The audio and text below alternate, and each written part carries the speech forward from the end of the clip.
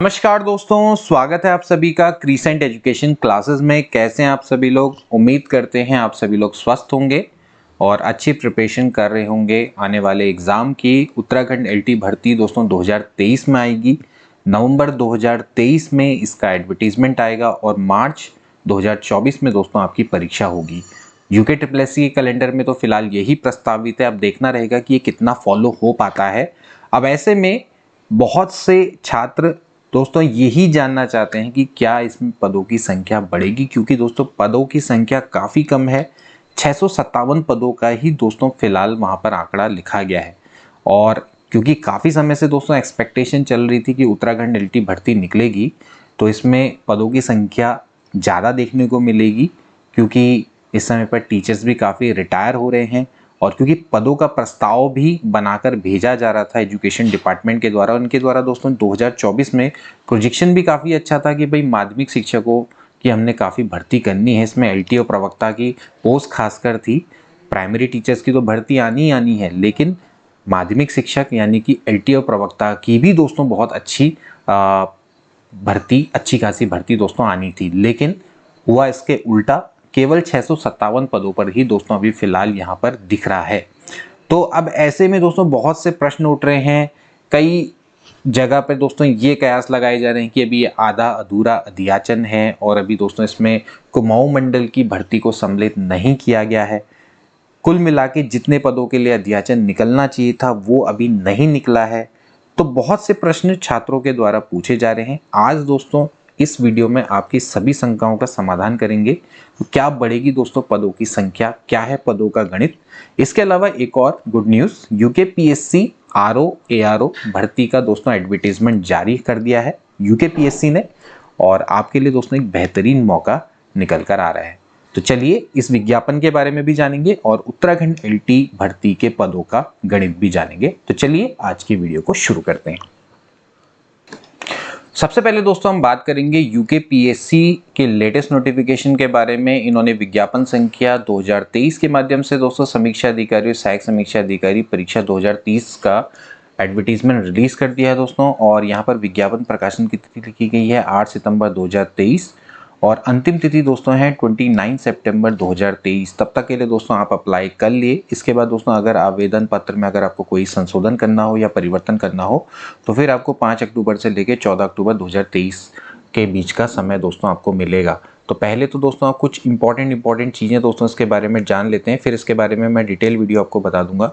तो अभी दोस्तों ये भर्ती निकली है, तो कुल मिला के दोस्तों ये उत्तराखंड सचिवालय, उत्तराखंड लोक सेवा आयोग और इसके अलावा राज्य परिषद कार्यालय में, ठीक है, समूह गौ के अंतर्गत दोस्तों भर्ती परीक्षा आती है। समीक्षा अधिकारी, सहायक समीक्षा अधिकारी के पद निकले हैं।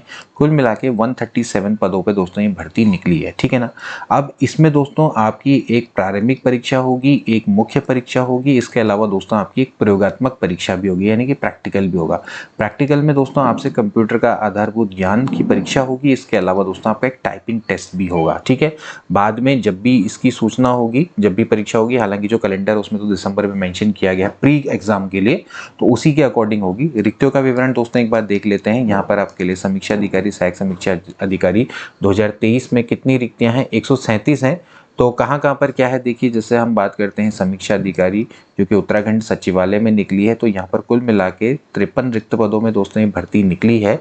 और अगर मैं समीक्षा अधिकारी उत्तराखंड लोक सेवा आयोग की बात करूं तो यहाँ पर 8 रिक्त पदों पे दोस्तों भर्ती निकली है, ठीक है। हम टोटल देखेंगे। इसके अलावा समीक्षा अधिकारी जो कि राजस्व परिषद कार्यालय के अंतर्गत है, तो दोस्तों यहाँ पर भी 8 पदों पर भर्ती निकली है। इसके अलावा दोस्तों सहायक समीक्षा अधिकारी की बात करें जो कि उत्तराखंड सचिवालय के अंतर्गत निकली है, तो दोस्तों ये भी 60 पदों पर दोस्तों भर्ती निकली है। और इसके अलावा सहायक समीक्षा अधिकारी दोस्तों ये भी, अगर आप यूकेपीएससी की बात करें तो यहाँ पर केवल 2 पदों पर निकली है। सहायक समीक्षा अधिकारी राजस्व परिषद कार्यालय में ये दोस्तों यहाँ पर कुल मिला के 6 पदों पर दोस्तों ये भर्ती निकली है। अब दोस्तों एक बार इसकी शैक्षिक अर्हता के बारे में देख लेते हैं। पदनाम है समीक्षा अधिकारी। समीक्षा अधिकारी जो कि उत्तराखंड सचिवालय, प्रशासन विभाग, उत्तराखंड लोक सेवा आयोग एवं राजस्व परिषद कार्यालय में निकली है। कुल मिला के 69 पद है। वेतनमान काफ़ी अच्छा है, ग्रेड पे 4800, लेवल 8 पद अराजपत्रित है, एनपीएस के दायरे में आएगा लेकिन स्थायी होगा, ठीक है। लेकिन उत्तराखंड सचिवालय प्रशासन विभाग हेतु उत्तराखंड लोक सेवा आयोग में दोस्तों अस्थायी है और राजस्व परिषद कार्यालय में भी अस्थायी है, ठीक है। उत्तराखंड सचिवालय में स्थायी होगा, ठीक है।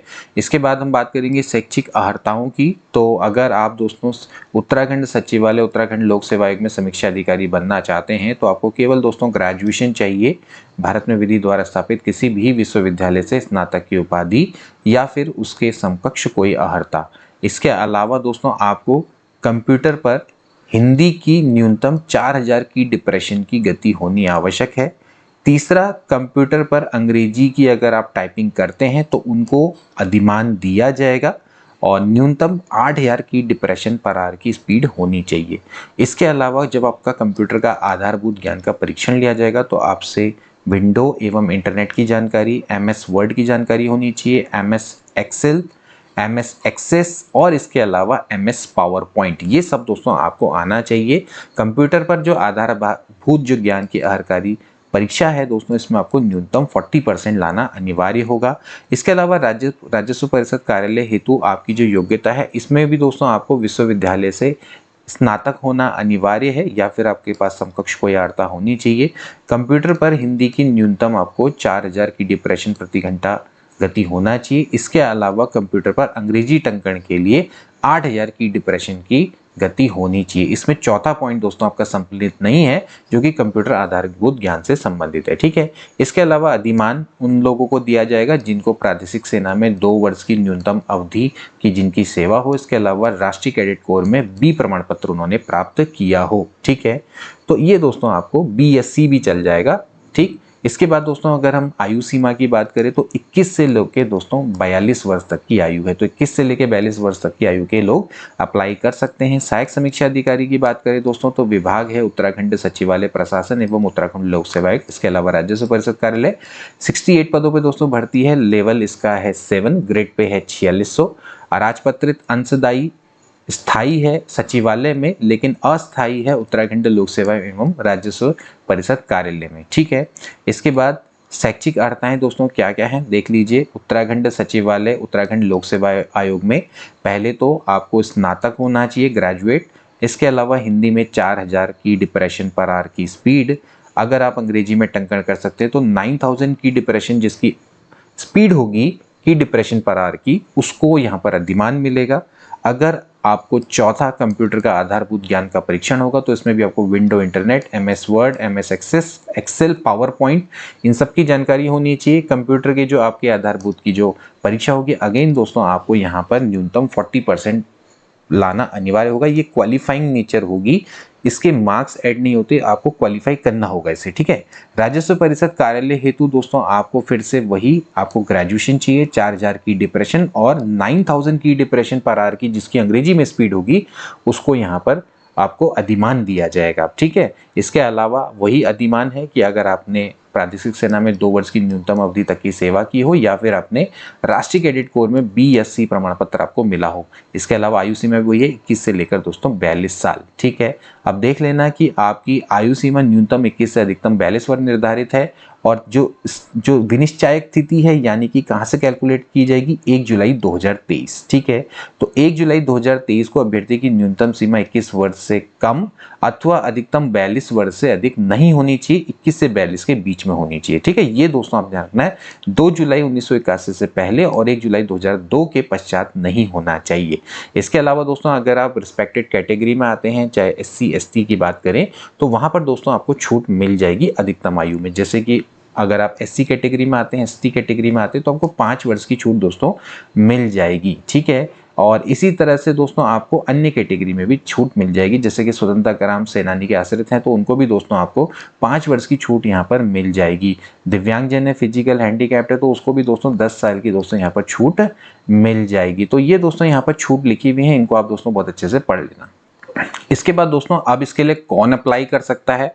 सबसे पहले दोस्तों आपने एक चीज ध्यान रखनी है कि अगर आपने उत्तराखंड से हाई स्कूल और इंटरमीडिएट की परीक्षा उत्तीर्ण की है तो फिर दोस्तों आप यहाँ से अप्लाई कर सकते हैं।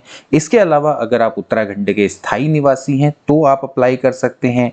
अगर आपके माता पिता उत्तराखंड के स्थायी निवासी हैं लेकिन वे अभी बाहर कार्यरत हैं तो भी आप अप्लाई कर सकते हो। कहने का मतलब उत्तराखंड के ऐसे स्थायी निवासी जो बाहर कार्यरत हैं तो उनके आश्रित भी यहाँ पर अप्लाई कर सकते हैं, उनके पत्नी या फिर जो भी जिसकी एज होगी वो लोग भी यहाँ पर अप्लाई कर सकते हैं। उसके अलावा ऐसे लोग दोस्तों जो कि उत्तराखंड में गवर्नमेंट जॉब कर रहे हैं, हो सकता है वो केंद्र सरकार की हो या फिर किसी निगम की हो, ठीक है, लेकिन उनकी जॉब यहाँ से ट्रांसफर नहीं होनी चाहिए बाहर, उत्तराखंड से बाहर नहीं जानी चाहिए, तो उनके जो आश्रित हैं यानी कि उनके बच्चे भी यहाँ पर अप्लाई कर सकते हैं। ठीक है, ये चीज़ आपने ध्यान में रखनी है। इसके अलावा दोस्तों आपने उत्तराखंड के किसी भी सेवायोजन कार्यालय में आपको अपना पंजीकरण करा लेना है। अभी तक अगर आपने नहीं करा है तो करा लो, कोई दिक्कत नहीं है। यहाँ पर लिखा हुआ है वही अभ्यर्थी पात्र होगा जिसका नाम उत्तराखंड राज्य के स्थित किसी सेवायोजन कार्यालय में आवेदन प्राप्ति की अंतिम तिथि तक पंजीकृत हो। तो अभी कई लोग ऐसा पूछेंगे सर मेरा पंजीकरण नहीं है, तो कोई बात नहीं, आप अभी भी अपना पंजीकरण करा लो। लेकिन दोस्तों जो ऑलरेडी ही सरकारी सेवा में है, मतलब कि ऑलरेडी गवर्नमेंट जॉब में है, तो उनको दोस्तों फिर इसके लिए अप्लाई करने की आवश्यकता नहीं है। मैं बात कर रहा हूं जो उत्तराखंड राज्य की जॉब कर रहे हैं, ठीक है, उत्तराखंड राज्य की सरकारी जॉब में है, तो उनको सिंपली क्या करना पड़ेगा, अपने जो सेवा योजक है यानी कि जो अपना हेड ऑफ डिपार्टमेंट है उसको एनओसी के लिए बताना पड़ेगा, यानी कि उसको सूचित करना पड़ेगा, बाद में एनओसी लेनी पड़ेगी। ठीक है, और ऐसे लोग जो उत्तराखंड से बाहर सेवा कर रहे हैं, लाइक अगर कोई यूपी में काम कर रहा है तो उसको यहाँ पर सेवायोजन में पंजीकरण कराना पड़ेगा। लेकिन यहाँ पर सेवायोजन में पंजीकरण कराने से पहले उसको अपने विभाग से एक अनापत्ति प्रमाण पत्र लेना पड़ेगा कि मैं उत्तराखंड में सेवायोजन में पंजीकरण कराना चाहता हूँ, और उस अनापत्ति प्रमाण पत्र को भी यूकेपीएससी को दिखाना पड़ेगा समय पर। ठीक है, तो ये चीज आपने ध्यान में रखनी है कि अगर आप उत्तराखंड से बाहर गवर्नमेंट जॉब कर रहे हैं तो।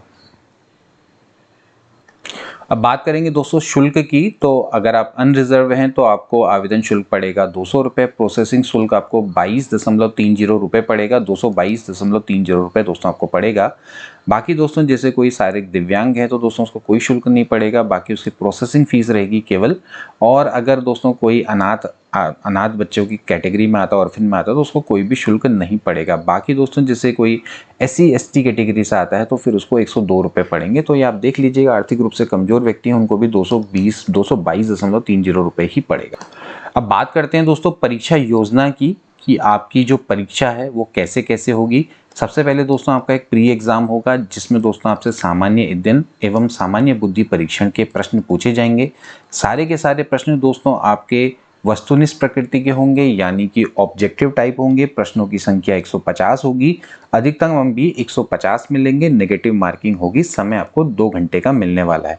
इसमें मैं आपको बता दूं सामान्य अध्ययन के 100 प्रश्न होते हैं, सामान्य बुद्धि परीक्षण के 50 प्रश्न होते हैं। बाकी इसके बारे में अभी जानेंगे। इसके अलावा दोस्तों जब आप प्री क्वालिफाई कर लेंगे उसके बाद आपको मुख्य परीक्षा में बैठना होगा। मुख्य परीक्षा में भी दोस्तों आपको सामान्य अध्ययन, हिंदी संरचना और निबंध पर पेपर देना होगा। सामान्य अध्ययन में आपके 200 प्रश्न होंगे, अधिकतम 200 अंक, 3 घंटे का समय मिलेगा। हिंदी संरचना परंपरागत प्रकृति का होगा, यानी कि दोस्तों आपका इसमें सब्जेक्टिव टाइप का पेपर होगा, लंबे आपको पैराग्राफ लिखने पड़ेंगे। ठीक है, तो यहाँ पर भी आपको 5 प्रश्न होंगे। हर एक जो प्रश्न है वो 20 अंक का होगा, अधिकतम 100 है, और 3 घंटे का समय मिलेगा। निबंध परंपरागत प्रकृति का होगा, लिखित परीक्षा होगी 3, और इसमें 3 प्रश्न पूछे जाएंगे और 100 अंक अधिकतम मिल सकते हैं। 3 घंटे का समय मिलेगा, 400 अंक का दोस्तों ये होगा। इसके बाद आएगा दोस्तों प्रैक्टिकल में दोस्तों आपसे कंप्यूटर का आधारभूत ज्ञान पूछा जाएगा। ये अहरकारी प्रकृति होगा, यानी कि क्वालिफाइंग नेचर का है। इसमें अधिकतम अंक 100 प्राप्त किए जा सकते हैं। 1 घंटे का समय मिलेगा। इसके अलावा टाइपिंग टेस्ट होगा, ये भी क्वालिफाइंग नेचर का होगा। इसके लिए आपको 10 मिनट का समय मिलेगा। ध्यान रखना है कि यहाँ पर नेगेटिव मार्किंग होगी। ठीक है, इसके अलावा दोस्तों अगर आप ये जो इसका सिलेबस देखेंगे तो आपसे सामान्य अध्ययन और सामान्य बुद्धि परीक्षण है दोस्तों, उसमें वही इसका सिलेबस है जो कि दोस्तों एक टिपिकल उत्तराखंड समूह गौ का रहता है। दोस्तों इसमें कोई भी ज़्यादा अंतर नहीं रहता है। ठीक है, सामान्य बुद्धि परीक्षण में कुल 50 प्रश्न आपके आएंगे। तो पहले दोस्तों आपने प्री में ही यहाँ पर फोकस करना है, और वैसे तो देखा जाए तो प्री और मेंस की दोनों की साथ साथ प्रिपरेशन करनी चाहिए। लेकिन दोस्तों ये सभी मैं अपने टेलीग्राम चैनल पर डाल दूंगा, तो वहाँ पर आप इसके सिलेबस को बहुत अच्छे से देख सकते हैं। और इसके अलावा दोस्तों आपसे हिंदी संरचना सबका दोस्तों इन्होंने सिलेबस दिया रहता है। देखिए हिंदी संरचना में क्या क्या आएगा, ठीक है, जो आपका हिंदी का जो पेपर होगा, तो यहाँ पर आप देख सकते हैं कि यहाँ पर अधिकतम 100 अंक का है, 5 आपसे प्रश्न पूछे जाएंगे। तो हर प्रश्न को दोस्तों इन्होंने ऑलरेडी बता रखा है भाई किस किस तरह के प्रश्न आएंगे, सब पहले से ही फिक्स होता है। इसी तरह से निबंध है, तो निबंध भी दोस्तों आपको बता दिए कि भाई किस किस पर निबंध आएंगे, वहाँ पर आपको निबंध लिखना होगा, ठीक है। ये सारी चीज़ें दोस्तों आपको पता करनी चाहिए, पहले ही आपको दोस्तों इसके लिए प्रिपेयर रहना चाहिए, ठीक है। ये दोस्तों इस तरह से। अब इसके बाद दोस्तों एक और इम्पॉर्टेंट बात देखिए, जो आप दोस्तों जब प्री एग्जाम देंगे दोस्तों, तो वहाँ पर दोस्तों आपको मिनिमम कितने % लाना अनिवार्य है, तभी जाके दोस्तों आपको मेंस की मेरिट के लिए कंसिडर किया जाएगा। सबसे पहले अगर आप रिजर्व कैटेगरी में नहीं आते हैं, यानी कि आप अनरिजर्व कैटेगरी में हैं, तो आपको 35% लाना अनिवार्य है, ठीक है। इसके अलावा अगर आप ओबीसी में आते हैं तो फिर आपको 30%, ईडब्ल्यूएस में आते हैं तो 3%, 30% आई मीन टू से, और अगर आप SC ST कैटेगरी में आते हैं तो फिर आपको 25% दोस्तों लाना अनिवार्य है। ये बहुत ज़्यादा इंपॉर्टेंट न्यूज़ है, क्योंकि दोस्तों अगर आप कई बार क्या होता है कि हम लोग को इसके बारे में नहीं पता होता है, तो मिनिमम दोस्तों क्वालिफाइंग अंक लाना अनिवार्य है। तो आपको दोस्तों ये चीज़ बिल्कुल अच्छे से समझ लेनी है, ठीक है। इसके बाद दोस्तों अगर हम मुख्य परीक्षा की बात करें, तो मुख्य परीक्षा में भी दोस्तों आपको मिनिमम इतने अंक लाना अनिवार्य है। अगर आप अनारक्षित श्रेणी में आते हैं तो 45%, अगर आप ओबीसी में आएंगे तो 40%, ईडब्ल्यूएस में आएंगे तो 40%, SC ST में आएंगे तो 35% दोस्तों आपको लाना अनिवार्य होगा। तो दोस्तों ये चीज़ें आपको बिल्कुल क्लियर होनी चाहिए। अब दोस्तों हम बात करेंगे यूके SSSC के उस कैलेंडर के बारे में, जिसके माध्यम से दोस्तों हमें पता चला है कि भैया उत्तराखंड LT की भर्ती आने वाली है। 657 पदों पर दोस्तों ये भर्ती आने वाली है। 6 नवंबर को इसका एडवर्टीजमेंट आएगा और 10 मार्च 2024 को दोस्तों इसका एग्ज़ाम होगा। ये अभी भी दोस्तों फिलहाल प्रस्तावित किया गया है। अब ऐसे में बहुत से प्रश्न ऐसे उठ रहे हैं कि ये जो भर्ती है काफ़ी कम है, और इसमें दोस्तों किन किन पदों को सम्मिलित किया गया है, इसमें क्या उत्तराखंड LT 8 के पद भी शामिल है, क्योंकि उत्तराखंड LT 8 के पदों की संख्या 245 है। और इसके अलावा दोस्तों क्या इसमें जनजाति कल्याण विभाग के पदों को भी सम्मिलित किया गया है, और क्या दोस्तों यहाँ पर पदों की संख्या में बढ़ोतरी संभव है।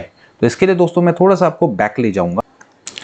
सबसे पहले दोस्तों हम बात करेंगे LT के 246 पदों की भर्ती के बारे में। इसमें साफ साफ दोस्तों लिखा गया है कि LT के 246 पदों पर नए सिरे से भर्ती होगी।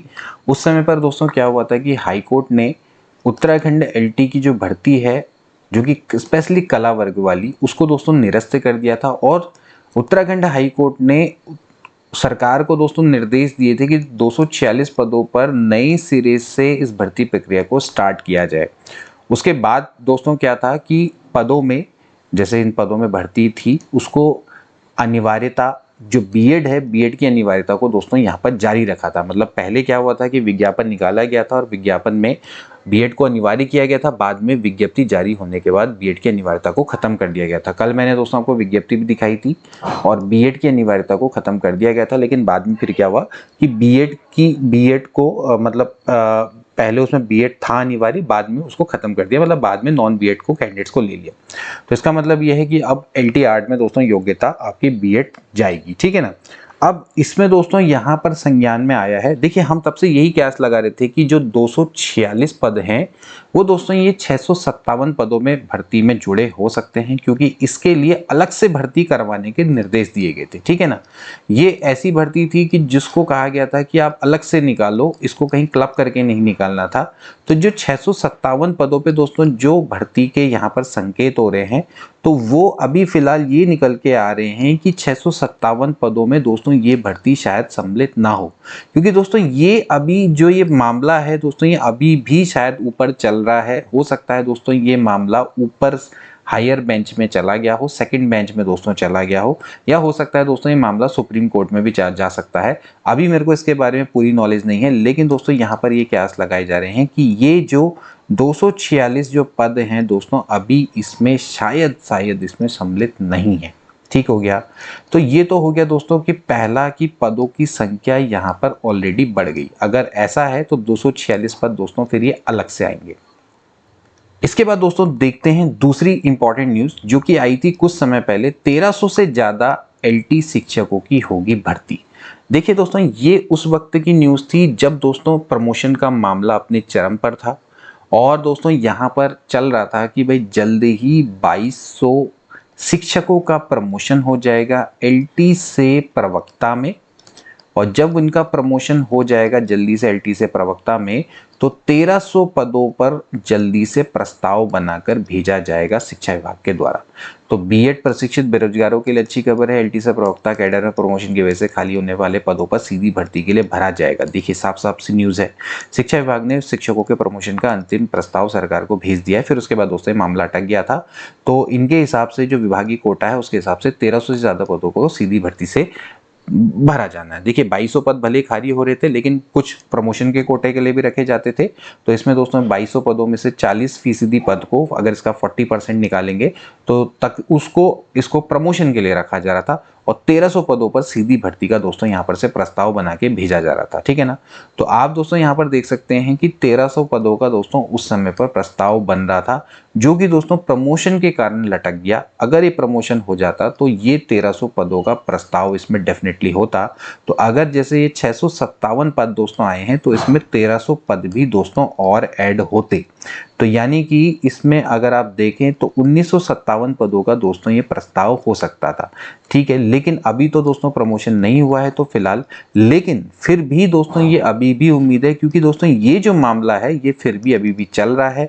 और जैसे ही दोस्तों ये मामला सॉर्ट आउट होगा, उसके बाद दोस्तों हो सकता है कि पदों की संख्या में आपको बढ़ोतरी देखने को मिल सकती है। देखिए मैं आपको बिल्कुल कोई गलत आशा नहीं दे रहा हूं, मैं आपको ऑप्टिमिस्टिक न्यूज़ दे रहा हूं। देखिए मैं इसका रीज़न भी आपको बताऊंगा कि क्योंकि इससे पहले भी दोस्तों ये हो चुका है। तो फिलहाल दोस्तों अगर आप देखें 657 में से 245 पद तो गए, वो नहीं है, तो 657 आपके बिल्कुल फ्रेश पद हो सकते हैं। और इसके अलावा दोस्तों ये जो 1300 पद हैं ये अलग से आएंगे, क्योंकि ये दोस्तों इसमें सम्मिलित नहीं है, ये तो 100% श्योर है, क्योंकि वरना 1300 पदों का प्रस्ताव अगर प्रमोशन होता तो फिर इसी में से दिखता। ठीक है। इसके अलावा दोस्तों एक और इंपॉर्टेंट न्यूज़ जो कि दोस्तों काफ़ी समय से उस समय पर घूम रही थी, हालांकि मैंने इस पर वीडियो नहीं बनाई थी, लेकिन दोस्तों ये काफ़ी हद तक दोस्तों एक कंफर्मेशन दिलाती है। इसको उच्च अधिकारियों के द्वारा भी कंफर्म किया जा रहा है। अभी तक तो दोस्तों यही संज्ञान में आया है कि एलटी शिक्षकों के 1356 पदों पर नए सिरे से भर्ती होगी। कुछ समय पहले की दोस्तों ये न्यूज़ है। उत्तराखंड में सहायक अध्यापकों के 1356 पदों पर भर्ती प्रक्रिया शुरू की जाएगी। शिक्षा विभाग ने रिक्त पद अधीनस्थ सेवा चयन आयोग को उपलब्ध करा दिए हैं। सरकारी इंटर कॉलेज में एलटी शिक्षकों की सीधी भर्ती की प्रक्रिया जल्द शुरू होने जा रही है। शिक्षा विभाग ने इसकी कवायद शुरू कर दी है। माध्यमिक शिक्षा निदेशालय ने 1356 पदों पर यूके आयोग को भर्ती का प्रस्ताव भेज दिया है और इन पदों पर वर्तमान शैक्षिक सत्र में ही भरने के यूके के प्रस्ताव का ड्राफ्ट तैयार करके भेजा गया है। इसके अलावा देखिए माध्यमिक शिक्षा निदेशक सीमा जौनसारी ने इसकी पुष्टि की। उन्होंने कहा कि निदेशालय स्तर पर भर्ती का प्रस्ताव बनाकर यूके को भेज दिया गया है, जिसमें अभी गढ़वाल मंडल का तो बन गया है, बस कुमाऊं मंडल के पदों का विवरण आना बाकी है। आयोग का कहना है कि अगर उन्हें समय पर कुमाऊं मंडल के पदों का विवरण मिल जाता है तो अक्टूबर माह के अंतिम सप्ताह में एलटी भर्ती देखने को मिलेगी। ठीक है, तो इसके साथ ही अधीनस्थ सेवा चयन ने भर्ती का प्रस्ताव बनाना शुरू कर दिया है और सीधी भर्ती के माध्यम से शिक्षकों के 1356 पदों को भरा जाना है। तो दोस्तों यहाँ पर आप सिंपली ये कह सकते हैं कि 1356 पद हैं, इसमें से आपके 657 दोस्तों पदों पर दोस्तों यहाँ पर भर्ती यहाँ पर निकली है। तो अगर मैं ऑन एन एवरेज अगर मैं इसको देखूं तो यहाँ पर दोस्तों 700 पद तकरीबन, या आप 699 कह दीजिए ओवरऑल, तो 700 पद आपके दोस्तों यहाँ पर दिखाई देते हैं। ठीक है, 700 पदों का दोस्तों अभी अध्याचन कुमाऊं मंडल से शायद नहीं पहुंचा है, जो कि ये खबर दोस्तों अभी फिक्स करती है। ओके, तो इसका मतलब यह है कि 657 पद तो दोस्तों यहाँ पर से हो गए। इसके अलावा दोस्तों अगर 700 पदों का दोस्तों अगर अध्याचन यहाँ पर से पहुँचेगा कुमाऊं मंडल में, तो हो सकता है कि दोस्तों आपको 657 और जितने भी आपके दोस्तों यहाँ पर ये पद होंगे, तो अगर आप यहाँ पर से देखें तो 657 हो गया और 699, तो तकरीबन आपका दोस्तों यही बैठता है। तो इसको ऑन एन एवरेज मान लेते हैं, तो ये आपका 1356 पदों का दोस्तों यहाँ पर आंकड़ा ये बैठ जाता है। और क्योंकि दोस्तों अभी प्रमोशन नहीं हुए हैं, तो वो जो 1300 पदों पर प्रस्ताव बनना था वो बिल्कुल नहीं बना है। तो हो सकता है कि दोस्तों वो बाद में कभी इसमें ऐड हो, फिलहाल अब देखना रहेगा कि क्या वो ऐड होगा या नहीं होगा, लेकिन फिर भी दोस्तों यहाँ पर इस भर्ती में अभी भी गुंजाइश बाकी है। देखिए मैं आपको बताता हूँ, 2020 में दोस्तों जब एलटी का एडवर्टीजमेंट आने वाला था तो उससे पहले दोस्तों ये भर्ती 1200 पदों में होने वाली थी, ठीक है ना। बाद में दोस्तों क्या हुआ कि 225 पद इसमें बढ़ाए गए और फिर 1431 पदों पे दोस्तों ये अध्याचन निकला था। पहले वरना दोस्तों ये जो पदों पे भर्ती होनी थी 1200 पदों पर ही होनी थी। तो पदों की संख्या दोस्तों बीच में बढ़ाई जा सकती है। हो सकता है कि दोस्तों क्योंकि अभी दबाव है, इलेक्शन का भी दबाव है और काफ़ी समय से डिमांड की जा रही थी कि भाई उत्तराखंड एलटी की भर्ती कब आएगी, उत्तराखंड प्रवक्ता की भर्ती कब आएगी। शिक्षा विभाग में दोस्तों कोई भी भर्ती नहीं आई थी, तो हो सकता है कि सरकार ने बस एक दिखाने के लिए, क्योंकि फिलहाल अभी हमारे पास 657 पदों का पूरी तरह से अध्याचन पहुंच चुका है, तो उसको दिखाने के लिए कैलेंडर में मेंशन कर दिया हो। तो हो सकता है दोस्तों कि जब ये एडवर्टीजमेंट नवंबर में जारी हो तो उस समय पर दोस्तों पदों की संख्या आपको 1356 के आसपास दोस्तों दिखाई दे। तो ऐसी दोस्तों फिलहाल यहाँ पर उम्मीद बन सकती है। तो फिलहाल दोस्तों हमारा विश्लेषण तो यही कहता है कि हो सकता है दोस्तों कि यहाँ पर आपको पदों में ज़्यादा भर्ती देखने को दिखाई दे, क्योंकि दोस्तों जो शिक्षा विभाग का जो प्रोजेक्शन है वो दोस्तों माध्यमिक शिक्षकों को भरने का है और इन्होंने दोस्तों 4000 पदों की दोस्तों बात करी है और ये इन्होंने शासन में भी दोस्तों इसका रिप्रेजेंटेशन दिया था और शिक्षा विभाग के द्वारा दोस्तों ये दिखाया गया था कि हम वर्ष बार वर्ष हम इतने पदों को लगातार भरते चले जाएंगे। अब देखना रहेगा दोस्तों ये कितने हद तक इस वादे को पूरा कर पाते हैं। तो दोस्तों आई होप कि दोस्तों आपको आज की वीडियो समझ में आई होगी और जो हमारा विश्लेषण है वो आपको समझ में आया होगा। अब देखना रहेगा कि दोस्तों कितने पदों पर भर्ती निकलती है। फिलहाल आप अपनी तैयारी को स्टार्ट करिए। मिलते हैं नेक्स्ट वीडियो में, तब तक के लिए गुड बाय।